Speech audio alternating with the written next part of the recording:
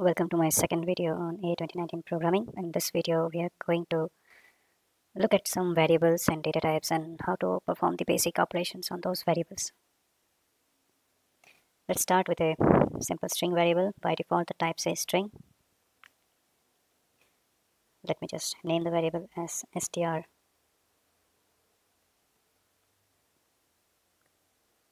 variable 1. Now, if you see under user-defined variables, we have a new variable called str variable 1. Now, in order to assign a value to this variable, there are two ways. One, at the time of creation of the variable or even afterwards, you can put a default value in that variable. Let's say the default value is test message. If I go to actions, type message box, bring a message box over here and put my variable as str. Now, in order to put a variable in a message box, either we can type the variable name followed by a dollar symbol, $str. So variable 1 has come, put tab, and the variable 1 is selected. Or the other way to do this is press F2 and you get a list of all the variables. Variable 1, insert. Now, if I run this code,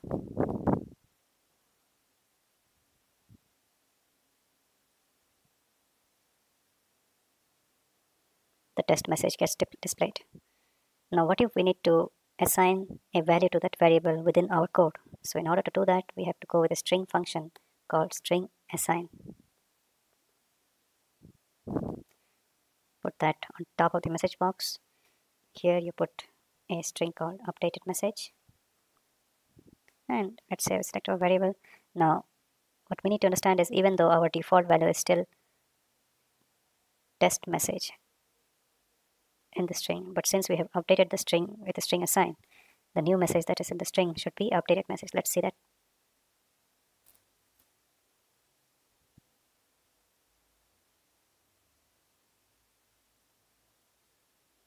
And the message got replaced with the new message. Now, let's look at some basic string operations that we can do with this message. So if you just type string in the action with a space, you can see all the different string commands or string functions that are possible. Let's do a length. The source string is of course our string variable str variable 1, and assign the output to a variable. Now, since we're trying to figure out a length, which is a numeric, that length will be assigned only to a numeric type of variable. So if I click the plus over here, the data type already says num number over here. I can type num length, create and select. It gets selected directly over here. The other way to do this is to create the variable over here, a number type of variable, and then select it in the drop down. But this is a shortcut.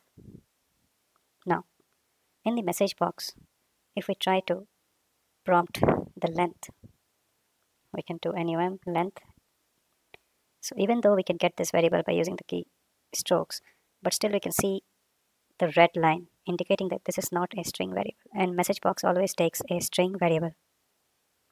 In order to convert this to a string variable, what we can do is just before the dollar symbol, you can put a dot to string, and this gets converted to a string. So the numeric variable is still numeric. This variable is still numeric, but this entire value is a string version of that number variable. So now if I run this,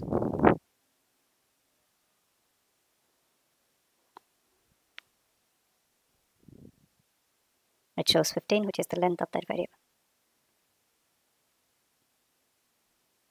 Now, let's delete this and let's do a reverse operation. My source string is once again str variable 1, and assign the output to prompt assignment. In the message box, we replace this with prompt assignment.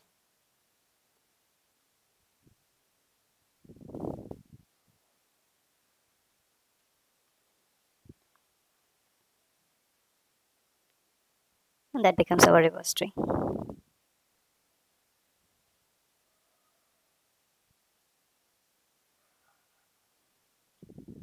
Okay, let's disable this. So you can click on these three dots over here. There are a few shortcut options, copy, cut, paste, delete, disable. We'll choose disable. Just comment this line. Let's try to take a substring out of this. Once again, our source is str variable 1. So substring takes out a smaller chunk of string from the larger string. So we have to give a start point. Let's give it 1. Let's give a length of 7 characters and assign the variable to prompt assignment. So what it will do is it will take the initial string of updated message.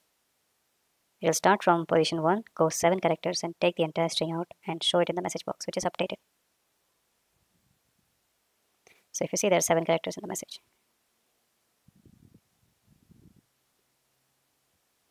Okay, so this is how this substring works. Let's try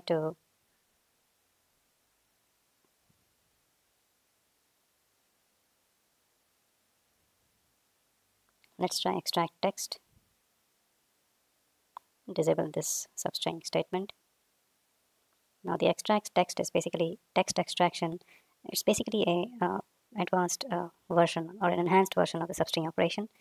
We are extracting text out of a larger string or larger text based on certain conditions. So let's say our source string is str variable 1.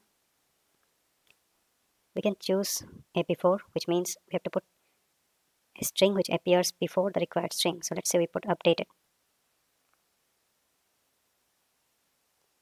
If no match found, then return empty string. Number of characters all. Trim the extracted text and remove enter from the extracted text. I assign it to prompt assignment and we run this.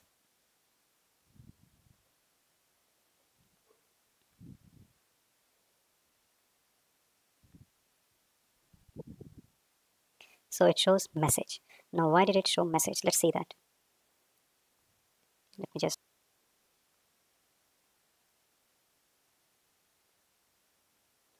So initial message was updated message. What we did is we did extract text of all text that appears where before that text the string updated appears. So the before text box contains that string which appears before the required string. So in this case, our required string is message and the string updated appears before that. So we put updated here.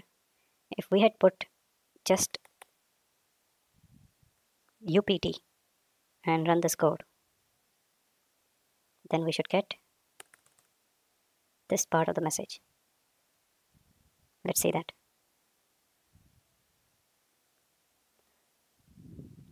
Like I mentioned, we got the remaining part of the message.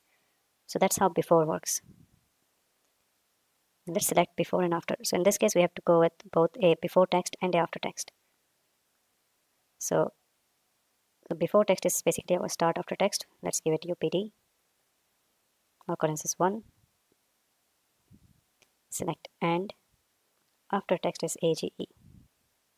Once again, we assign it to prompt assignment and we run this code. Now, what did we do here? We split this string by 2 conditions. The before text is UPD and the after text is AGE, and this is the text that we want. And this is exactly what we're getting. So that's how extract text works. Okay, let's comment this.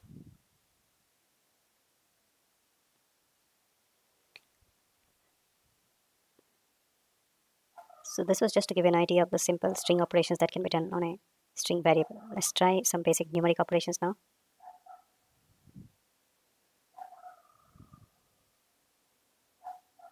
So we already have a num length variable created. Let's delete that variable. Let's create a new number variable for us.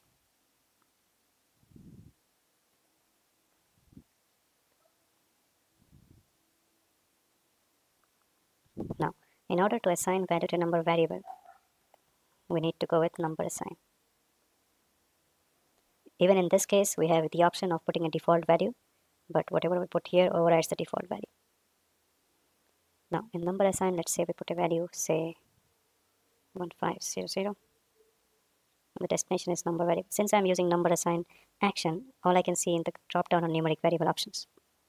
So I select a numeric variable, and in prompt assignment, like I told earlier, we cannot exactly prompt numeric variables. So even though I can type the numeric variable over here, I still have to go into a dot to string. Run the code.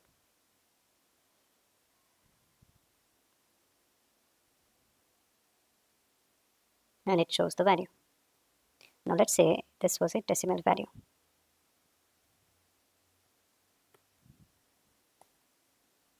(1500.78). Let's see what happens now.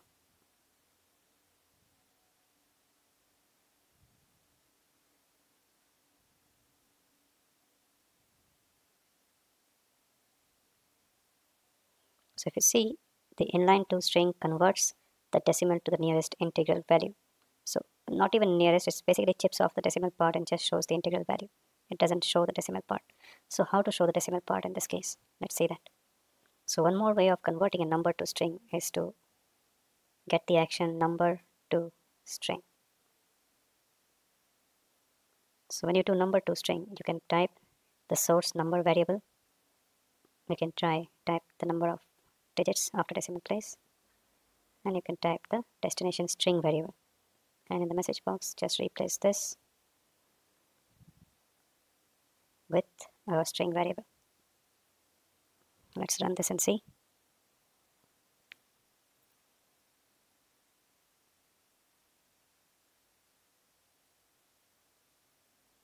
And we see that our decimals are retained.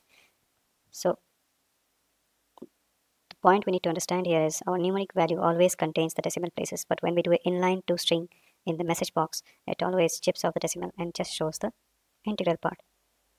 If we have to show with the decimals, we have to do a to string conversion and mention the number of decimal places over here. Now let's look at some number actions, number functions.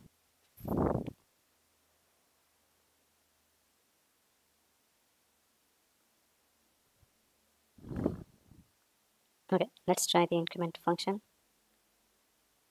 We enter our source number as num variable. Increment value, let's say 5. Assign this to num variable and go for a num variable to string.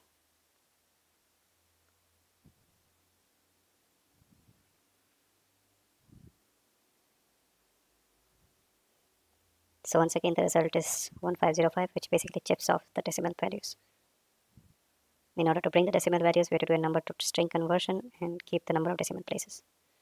Now, similarly, we have decrement over here. In increment, we type the number by which that variable needs to be incremented. In decrement, we put the number by which it needs to be decremented. It's basically a subtraction and addition.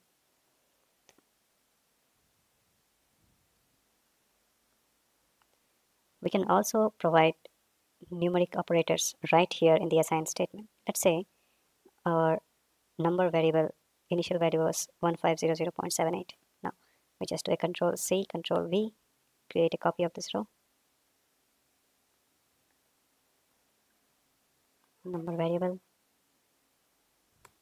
multiplied by 15, and let's say we add it to the same variable again and do a message box.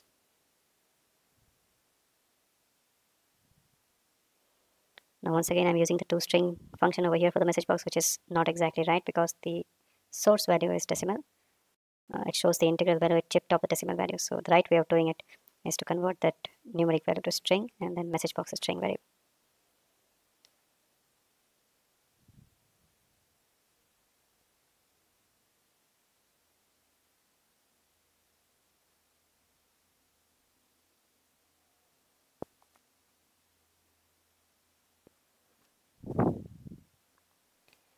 Okay, so let's look at an interesting variable called dictionary.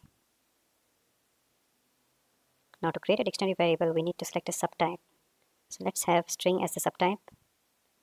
Create a variable dict variable. Now, the dictionary type of variables always work in key value pairs. So if I have a dictionary variable called dict variable, it won't have a single value. It will always have a key and a value. So the key can be name, the value can be John. Similarly, there can be a key called age, and the value could be 30. Similarly, there could be a key called, let's say, address. The value could be China.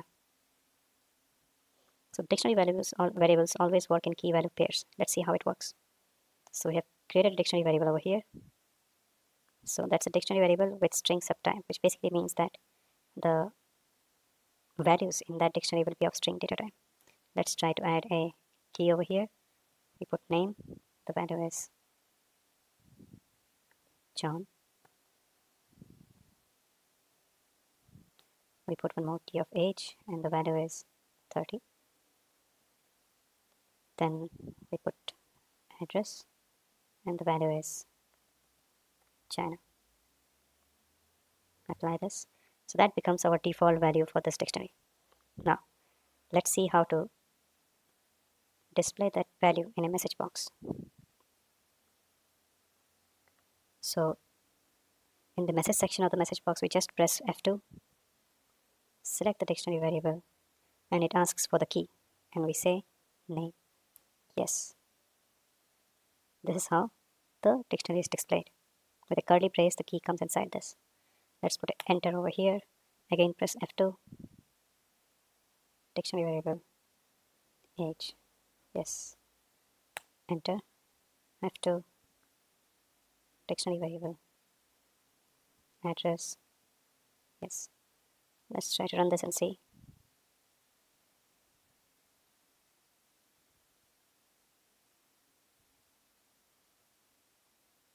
John, 30, and China. So the values are coming up correctly. So this is how we refer to values inside a dictionary by using the key names. Now let's say we need to add a new key name to this dictionary. The key name could be company. How to do that? So for that, we have dictionary actions in the command line. And we have this action called put. So let's put that before the message box. We select our dictionary and we put the new key, which is company. The new value, okay. So the new value that needs to be assigned to this new key has to come from a variable. So what we do is we do a string assign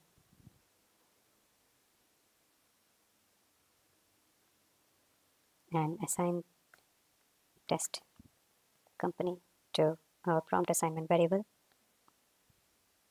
The new value we select as prompt assignment, so that goes to this key, and assign previous value to prompt assignment. So anyway, we don't have a previous value for this key because the key is getting created newly, but even then we have assigned prompt assignment to the key, so the old value we can revert it back to prompt assignment. Now let's go back to our message box, enter F2, select our dictionary and type company. Run this.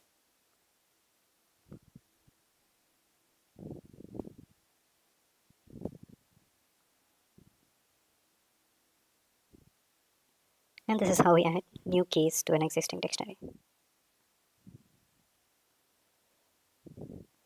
Now there are other functions in the dictionary.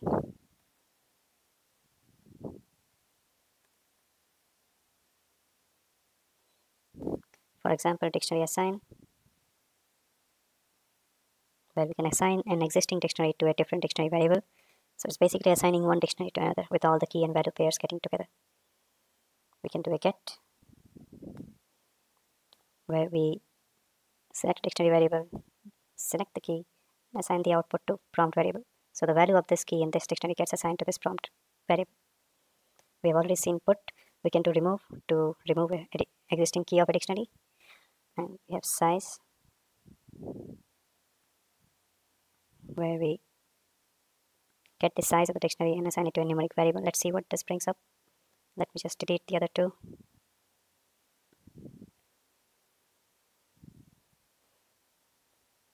Okay, let me just get the size of the dictionary after adding the put command. So this is basically the new size. So in the message box, I'm going to remove all these things and select num to string. Since I've assigned the size to num variable, the message box is showing num variable to string. Let's see what it returns.